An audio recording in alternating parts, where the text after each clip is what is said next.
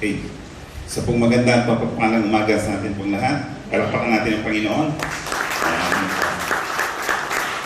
So ngayon po ay ang panghuling Sabado ng araw ng mga puso o buwan ng mga puso. Ano po? So muli po, Happy Hearts Day. Baka hindi ko pa muna babati yung iba sa inyo. And salamat sa Panginoon sapagkat sa umaga pong ito ay patuloy tayong makikinig na kanya pong makapangyarihang salita. At isang malaking pribilehiyo na tayo po ay narito. Yun po yung lagi natin sinasabi sapagkat ang salita po ng Diyos ay gabay sa ating nga pong daraanan. Kaya sa umaga po ito mga kapatid, tayo po ay patuloy na makikinig ng kanya pong mga salita. At ang ating pong tema na nilalakaran niya po sa taong ito ay yung drawing near to our God. So sa umaga pong ito, yung pong part 3 ang ating pong pag-aaralan. Sapagkat nun pong una, yung pong part 1 ay meron po tayong dalawang puntos na sabi po ron ay linisin natin ang ating mga kamay kung tayo po'y lalapit sa Diyos. Ang alawa, linisin po natin ang ating pong mga puso. Yun pong part 2 ay nakita po natin doon na meron mga tao na gustong lumapit sa Diyos sa pamamagitan nga po ng tinatawag nga po nating relihiyon, yung pagsunod sa kautusan. Doon po nila ay binabatay na inaakala nitong mga Hudyo na sila po ay malapit sa Diyos sa pamamagitan ng pagsunod sa kautusan. Pangalawa, sa pagsasaliksik ng kasulatan.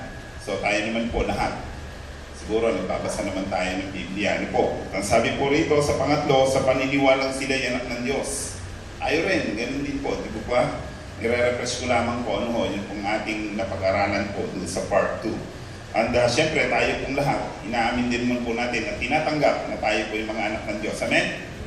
So isa yun sa mga pamantayan kung bakit minsan sinasabi natin malapit tayo sa Diyos. Ang pang-apat, ang sabi po ron, sa paniniwalang sila'y malaya.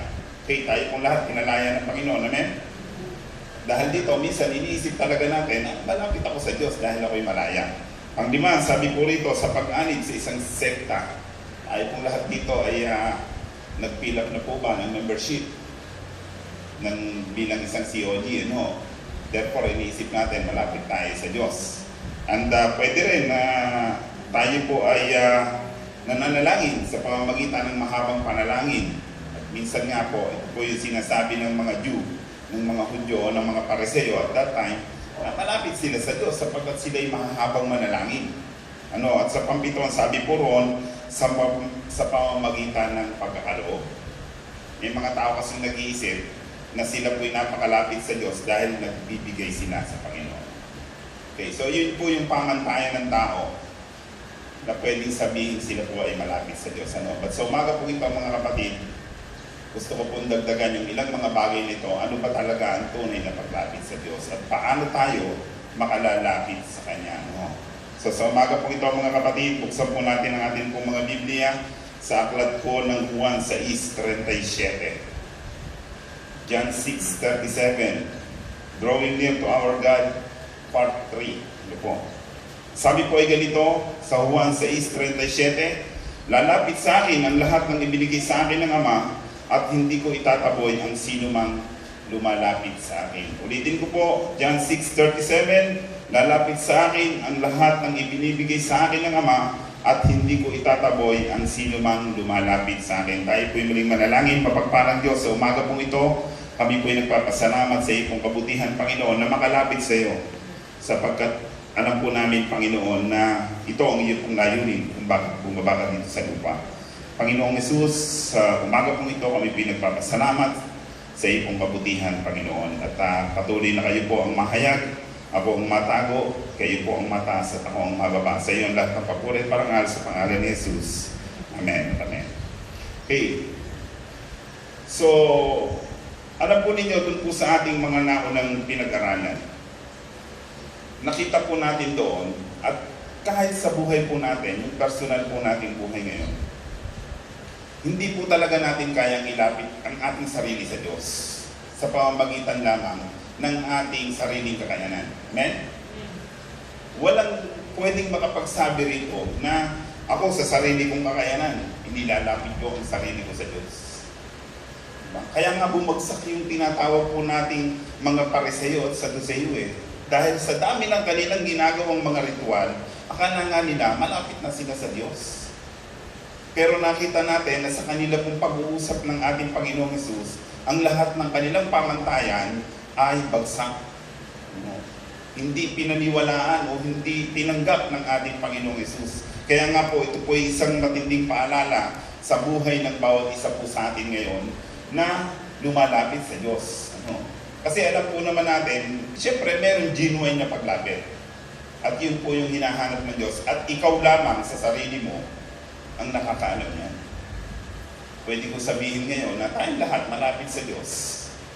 Kasi narito tayo sa loob ng bahay-sambahan. Ba't sino bang nakakaalam ng laman ng ating pong puso? Kaya nga po sinasabi dun sa James 4:8, cleanse your heart, o cleanse your hand, and purify your hearts.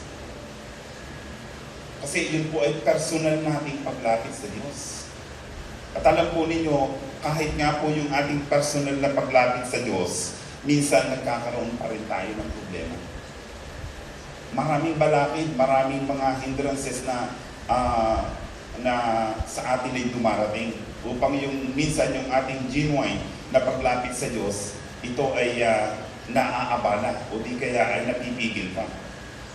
Alam po ninyo, doon po sa saksa nung binanggaling, sabi po nun sa akin ng ilang kapatiran, pastor, kasi ho dito ang problema, kung kailan po linggo at sisimba na, saka naman po nagkakatayuan yung mag-asawa. Sabi ko sa kanila, alam po ninyo mga kapatid, yan po ay gawa ng kaaway. Kung kailan daw nila gustong lumapit sa Diyos at saka naman nagkakaroon talaga ng malaking sagapan sa kanila pong buhay. But talagang ganun. Kaya minsan talagang i-check natin ang ating mga sarili o tingnan natin ang ating pong mga sarili tungkol sa bagay nito. Siyempre lahat tayo nagnanasang lumapit sa Diyos. Amen? Pero ang away, hindi po titigil yan.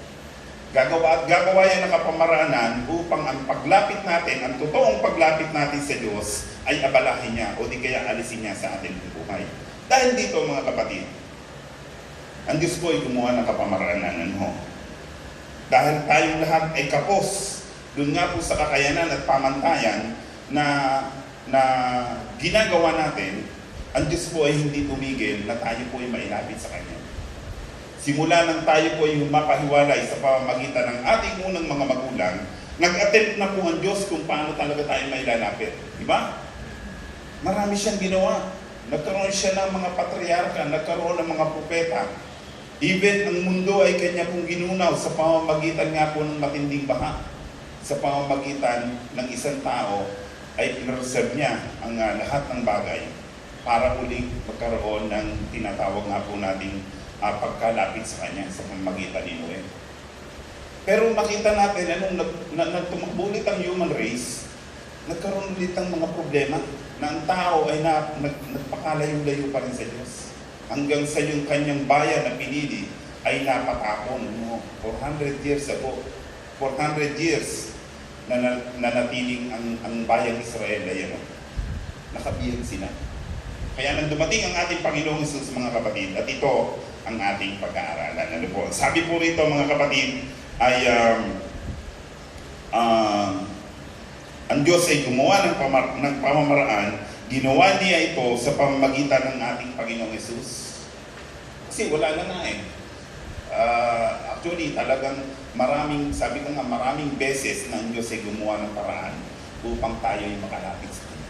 Pero ayaw talaga ng tao.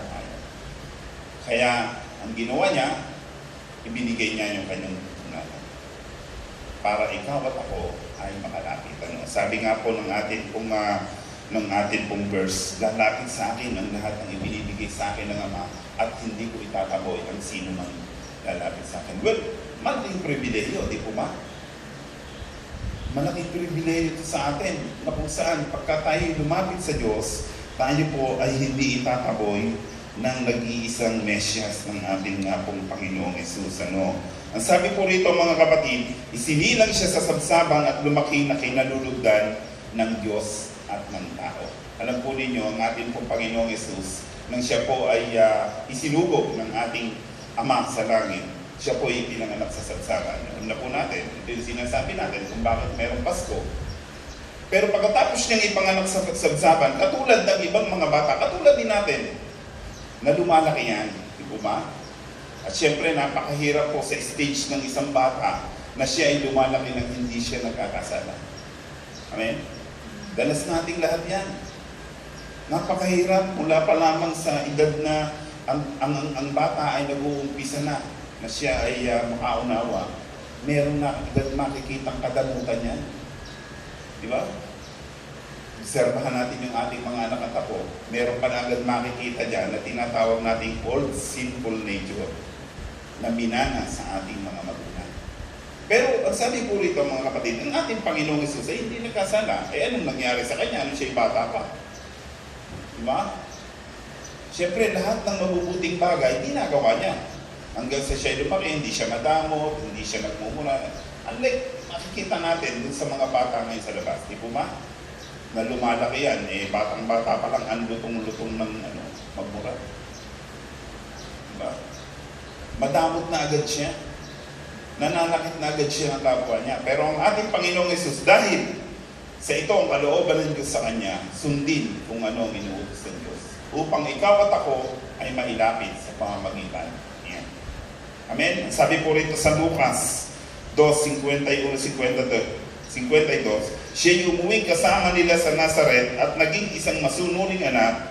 Ang lahat ng bagay na ito iningatan ng kanyang ina sa kanyang puso. Patuloy na lumaki si Jesus, umunlad ang kanyang karunungan at lalong pinalugdan ng Diyos at ng mga tao. So makikita natin dito na katulad ng ibang mga bata na siya'y lumalaki. Yung proseso po ng paglaki. Pero sabi po rito, siya'y naging masunuring anak. Okay. So sa mga anak na narito, alam po ninyo, napakahalagang bagay na tayo po ay nagiging masunurin sa ating mga magulang. Amen? Para naman po kalugdan tayo. Hindi lamang sabi po rito at siya'y kinalugdan ng Diyos at ng mga tao. Hindi lang yung ating mga magulang na malulugod, kundi yung mga taong nakapaligid po sa atin. Okay, at sa patuloy na pamumuhay ng Panginoong Hesus, sinunod niya ang kalooban ng Diyos na mailapit ang mga tao sa Kanya. Di ba? Kaya nga, araw-araw siya po'y gumagawa ng kung anong pinagagawa ng kanyang mga magulang at ng kanyang amang nasa langit. Kaya nga meron tayong kasabihan, my boss is a Jewish carpenter. Nang ating nga daw kung Panginoon ay isang karpintero o anak ng karpintero. Ibig sabihin, kasi ang kultura nga po nung unang panahon, kung sino ang tatay mo, yun ka din. Kapag mangingisda tatay mo, mangingisda ka. Kapag karpintero ang tatay mo, karpintero ka. At that time, si Joseph po ay isang karpintero. Kaya anak siya ng karpintero, siguro katulong siya sa paglalabra ng kahoy, paggagawa ng kung ano-ano tungkol po sa bagay na yun. At dito po makikita natin na talagang sinunod niya yung kalooban ng kanyang mga magulang. Inumpisahan niya ang ministeryo. Alam po niyo ang ating Panginoong Hesus. Dahil sa alam niya, malinaw sa kanya, very clear sa kanya, yun nga pong kanya pong ministeryo upang mailapit ang lahat ng tao sa mundo, ginampanan niya yung ministeryo na yun.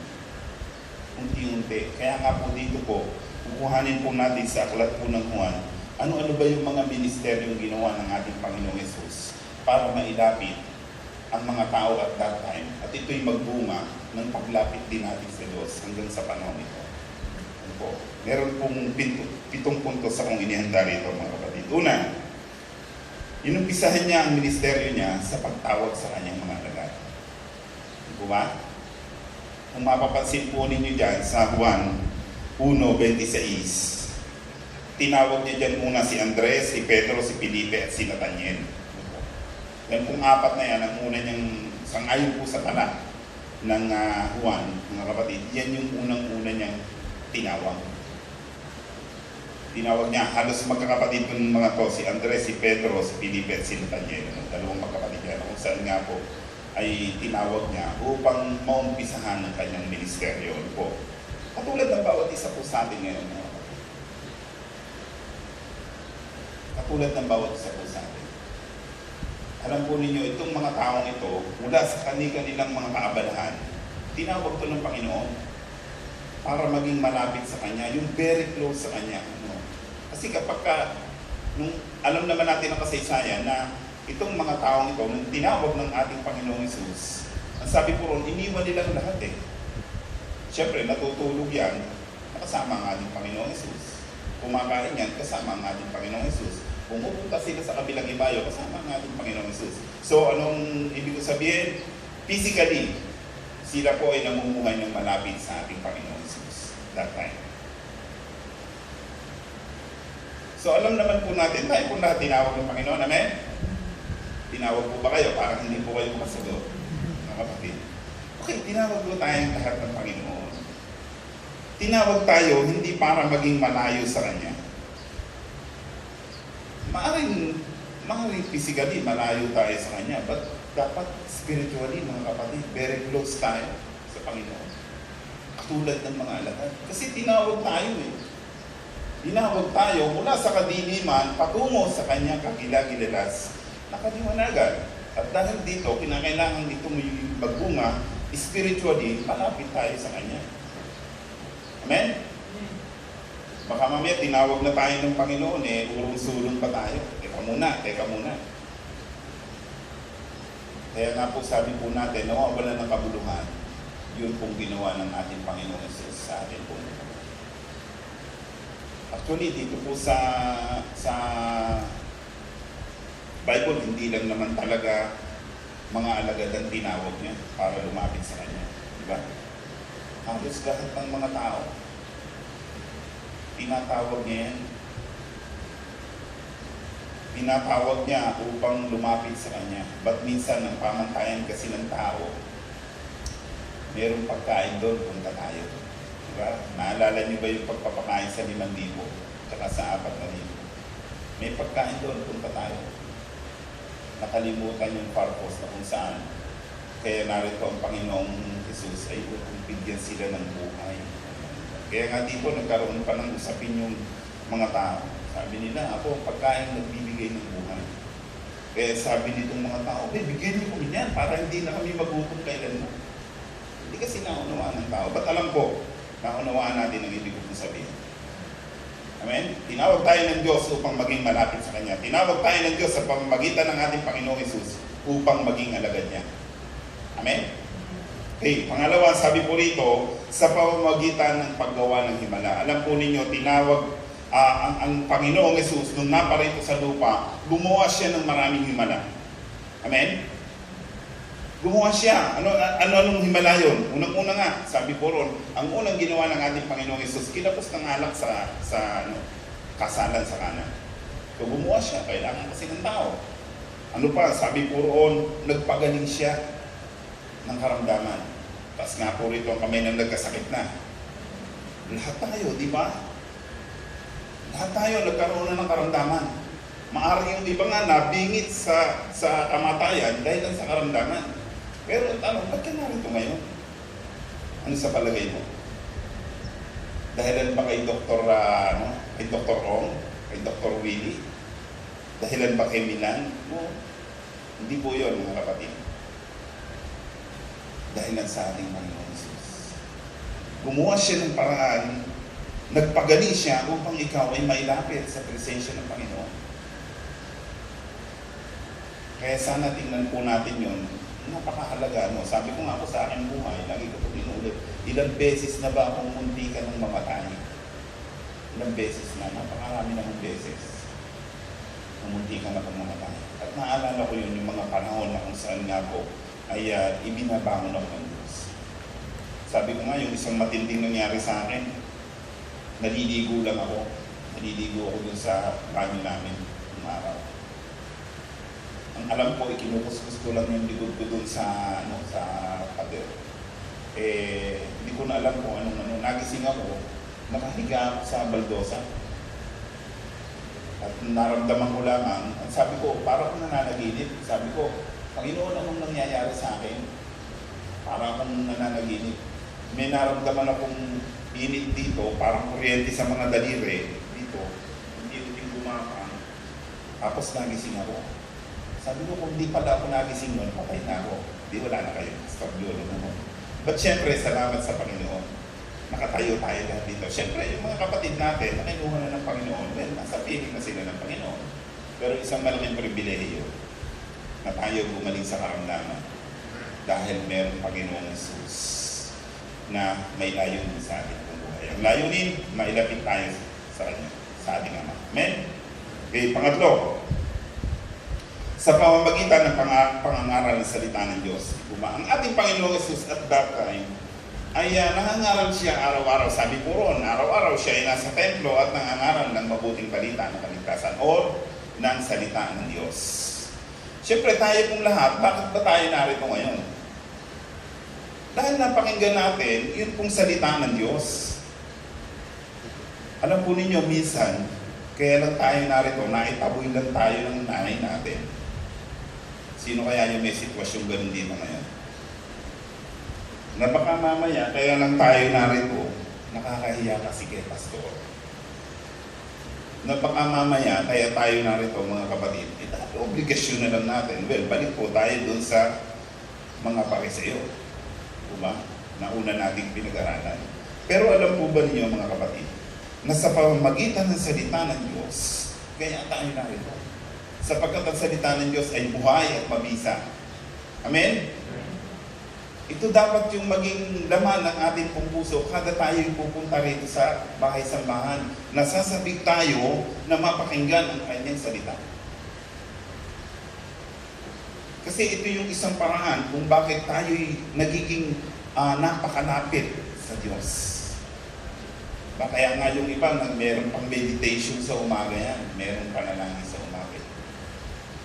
Unti-unting sinusuplayan. Kasi alam po ninyo, alam po naman natin, na ang isang paglalayo, physically, hindi yan basta naging malayo agad. Diba? Merong mga tao kayo, meron kayong mga kamag-anak na napalayo sa inyo. Physically. At minsan, meron yung emotionally napalayo sa inyo, pero hindi agad yan biglang lumayo sa inyo, emotionally. Anong ibig ko sabihin? Diba? Minsan, hindi mo lang siya napagbigyan muna sa isang bagay na hinihiling niya sa iyo. Umagwat ng kaunti, isang dipa.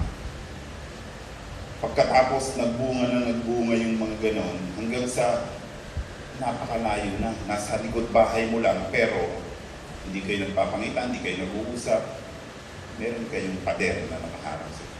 Yun ang ibig kong sabihin mo, kapatid. Alam po ninyo, ang salita ng Diyos, ito'y unti-unting naglalapit sa atin po. Kapag hindi na po tayo kumakain yan, yun na yung sinasabi ko, emotionally, mapapalayo na tayo, and spiritually, unti-unti tayong mapapalayo. Kaya alam po ninyo, napakahalaga ng ginawa ng ating Panginoong Jesus. Marami siyang nailapit. Sabi doon, maraming mga taong nanampalataya sa Kanya nang marinig nila ang salita ng Diyos. Hindi lang yan, even dun po sa mga alagad, nung wala ng ating Panginoong Jesus. Sabi po ron, araw-araw, dinadagdag sa kanila ang mga naliligtas at araw-araw sila po ay nagpe-fellowship. Bakit? Kasi merong Word of God na ibinabahagi si Peter o yung mga alagad. Ito yung naging bunga. Kaya sa ating pong buhay ngayon mga kapatid, minsan nga nakakalungkot. Mismong ating mga anak, hindi natin masyaran ng mabuting balita ng kaligtasan. Why? Bakit? Kasi nga wala tayong alam. Even yung ginawa ng ating Panginoong Jesus, the Word of God, hindi natin na-apply sa ating buhay. Kaya minsan nagtataka tayo, kaya kung anak kong to, tigas-tigas ng ulo, natural. Hindi nakain ng salita ng Diyos. Tayo nga, hindi tayo kumakain ng salita ng Diyos, tigas din ang ulo natin, ang tigas din ang puso natin. Kaya napakahalaga po mga kapatid sa ating pong buhay ngayon, yung ginawa ng ating Panginoong Jesus upang mailapit ang mga tao at that time, nangangaral siya na salita ng Diyos. Ganun din po gawin natin. Hindi naman kinakailangan lumayo na tayo. Sa loob pa lang ng bahay, banggitin natin ang Word of God. Amen? Okay, pang-apat. Sa pamamagitan ng pagpapatawad sa mga makasalanan. Alam po ninyo, wala naman talagang paglapit kung walang pagpapatawad at kung walang paghingi ng tawad. Ito ang nangyari sa mga pariseo, mga kapatid. Na sa kanilang inaasahan na sila malapit sa Diyos, wala namang pagsisisi. Walang changes na nagaganap sa kanila pong buhay. Ang eksaktong halimbawa nito mga kapatid, si Maria Magdalena. Diba?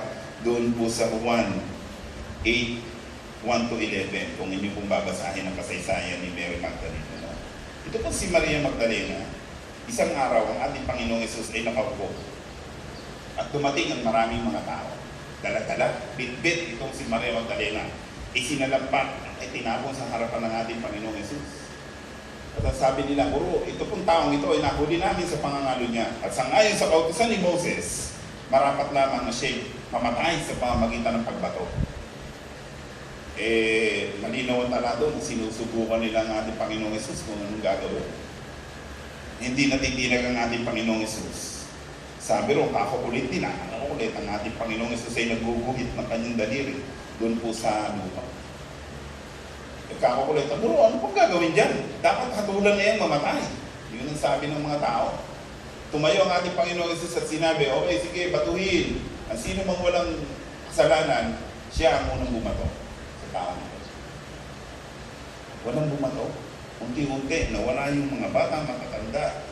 Bakit? Kasi iniisip sila, may kasalanan ako, ba't ko mababat ito? At sinabi ng ating Panginoong Hesus, wala bang bumato sa iyo? Ang sabi ni Maria Magdalena, wala po. Ako man hindi kita katulad. Umayo ka, huwag kang magkasala. Pinatatawad ka ng Diyos sa inyo. Tayong lahat makasalanan.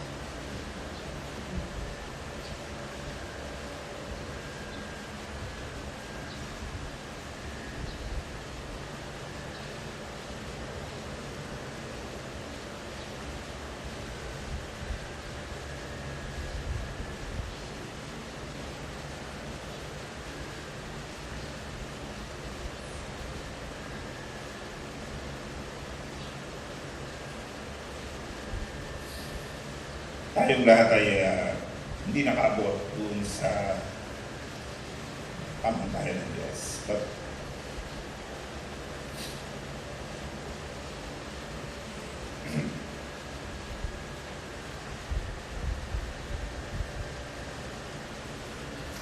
pasensya na yung mga kapatid, naging siguro emotional ko, but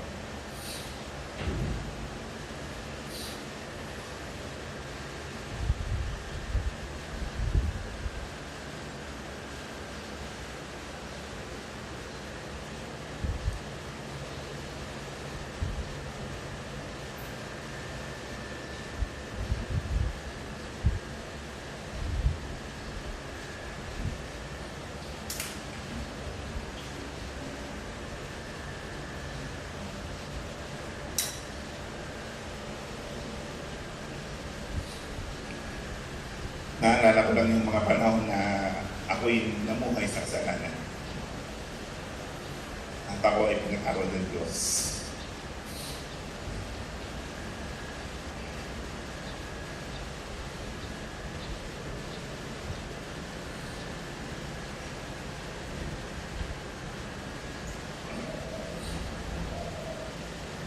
So, ang sabi ng Diyos, ang sabi ng ating Panginoong Hesus kay Maria Magdalena, hindi rin kita parurusahan, humayo ka at huwag kang magkasala. Alam po ninyo mga kapatid sa ating buhay ngayon. Nailapit tayo ng ating Panginoong Hesus sa pamamagitan ng kanyang kamatayan sa krus, doon sa krus ng Kalbaryo, upang ikaw at ako na makasalanan ay makalapit sa Diyos ng walang sagaran. Amen?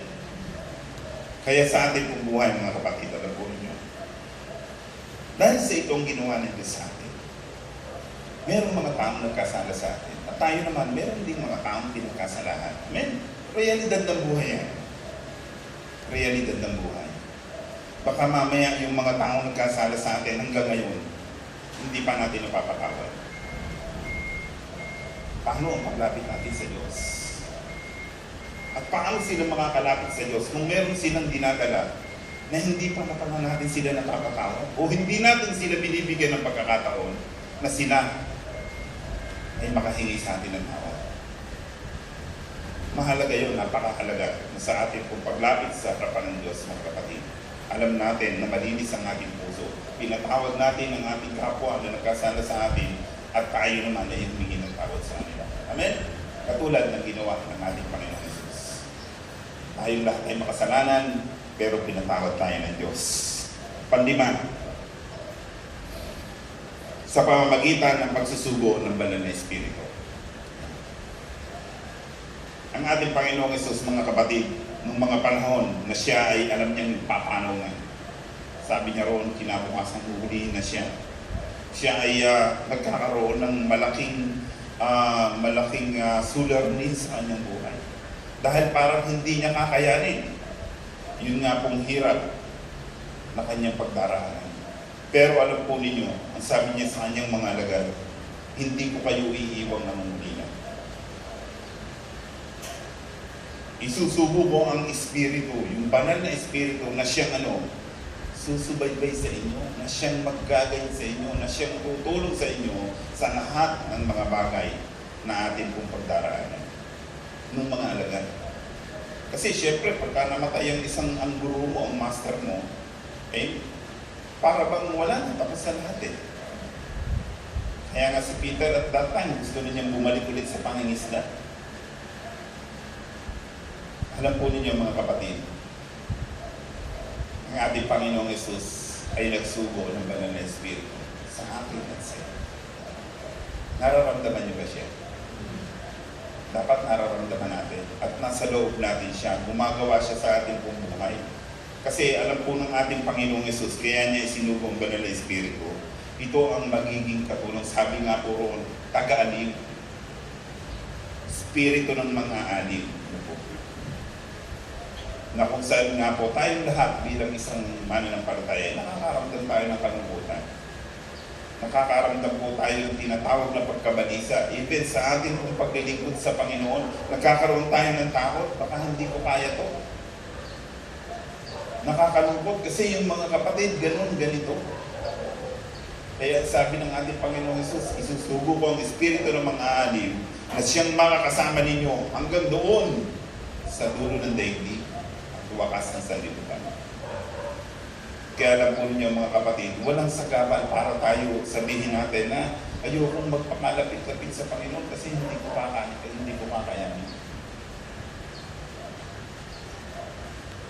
Kaya napakaganda po ng bagay nito na ginawa ng ating Panginoong Hesus. Sabi po dito sa Juan 14:16, 17, dadalangin ako sa Ama at kayo bibigyan na magiging kasama ninyo magpakailanman. Ito yung Espiritu ng katotohanan na hindi matanggap ng sanlibutan sapagkat hindi siya nakikita ni nakikilala ng sanlibutan. Ngunit makikilala ninyo siya sapagkat siya ay sumasa inyo at nananahan sa inyo.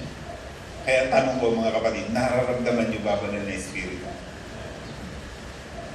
Kasi ang banal na Espiritu, hindi yan magtuturo sa atin. Kasi ang sabi po dyan mga kapatid, bibigyan tayo ng Espiritu ng katapangan. At ang ibinigay sa atin ay hindi espiritu ng karuwagan. Minsan tayo po mga mananampalataya, tayo po natin sa loob ng church, natatakot tayo, naduduwag tayo. Na minsan i-share pa yung mabuting balita ng kaligtasan sa ating mga anak. Kasi baka tayo buweltahan. Teka, hindi pa kasi ako ayos. Diba?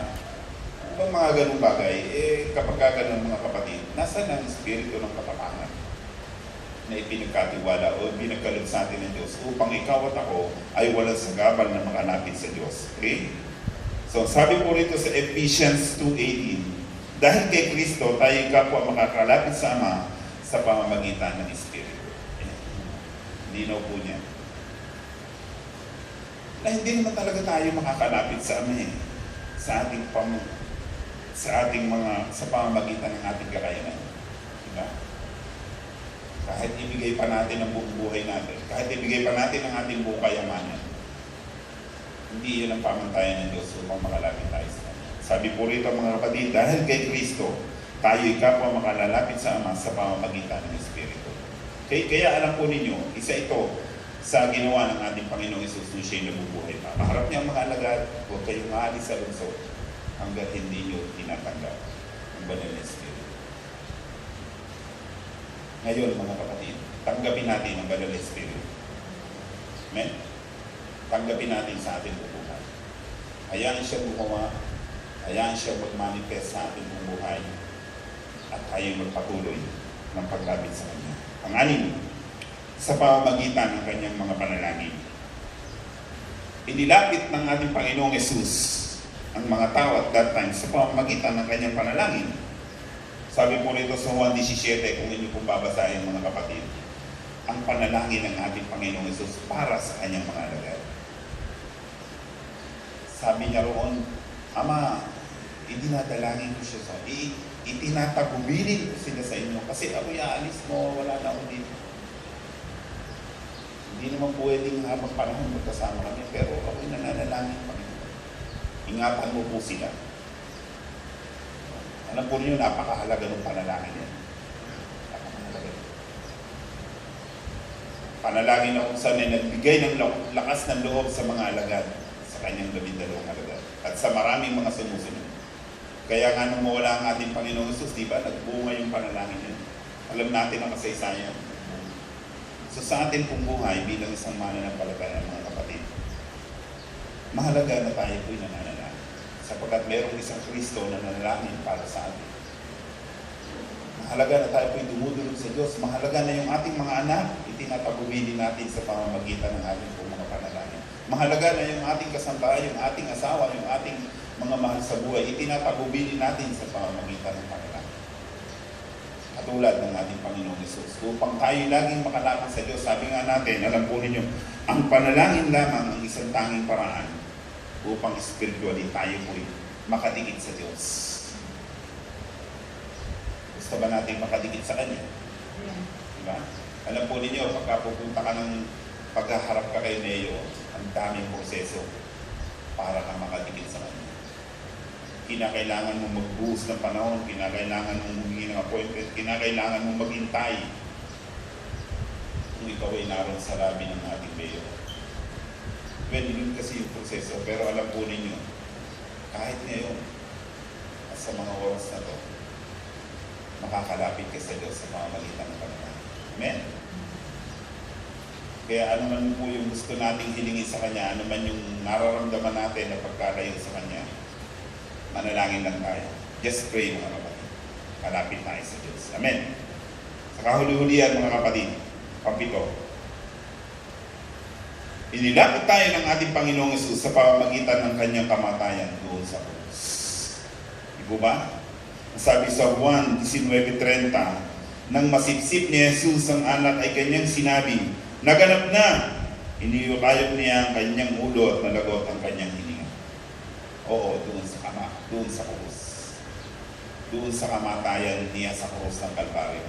Ginanap niya, pinagtagumpayan niya upang ikaw at ako ay mailapit sa ating Amang nasa langit, bunga ng ating mga kasalanan, tayo nawalay. Pero sabi po rito, naganap na. Alam po ninyo, sabi po roon, pagkasigaw niya ng gano'n, nahapak, yun pong talon, doon po sa dakong kabanal-banalan at dakong banal. Na ang ipinakikita po dito, mga kapatid, ay wala nang sagabal na ang mga tao ay makakalapit sa Diyos sa pamamagitan ng kanyang kamatayan. Amen? Palakpakan natin ang Diyos sa kanya siyang ginawa sa krus ng Kalbaryo upang ako at ikaw ay malaya ng makalapit sa Kanya. Ito ang dahilan kung bakit tayo narito. Ito ang dahilan kung bakit sa pamamagitan ng pananampalataya tayo ay naligtas. Na hindi maunawaan ng iba. Alam po ninyo, nakakalungkot. Napakaraming sekta. Hindi maunawaan to. Hindi maunawaan. Ganun pa rin ang kanilang sistema. Pumasok kayo sa aming simbahan, maliligtas kayo. Gawin ninyo, sumimba kayo ng Sabado, maliligtas kayo. Gawin ninyo ang pautusan, maliligtas kayo. Maraming sekta, ganun pa rin. Hindi na unawaan ang ginawa ng ating Panginoong Hesus. Mapalad ka, kapatid. Mapalad tayo. Bakit? Kasi naunawaan natin na merong isang Kristo na nagsabi, naganap na. Naganap na. Tapos na ang lahat ng pagpupunyagi ng tao para sa kanyang kaligtasan at upang siya ay makalapit sa Diyos. Ito ang isa sa huling wika na binanggit ng ating Panginoong Hesus doon sa krus ng Kalbaryo.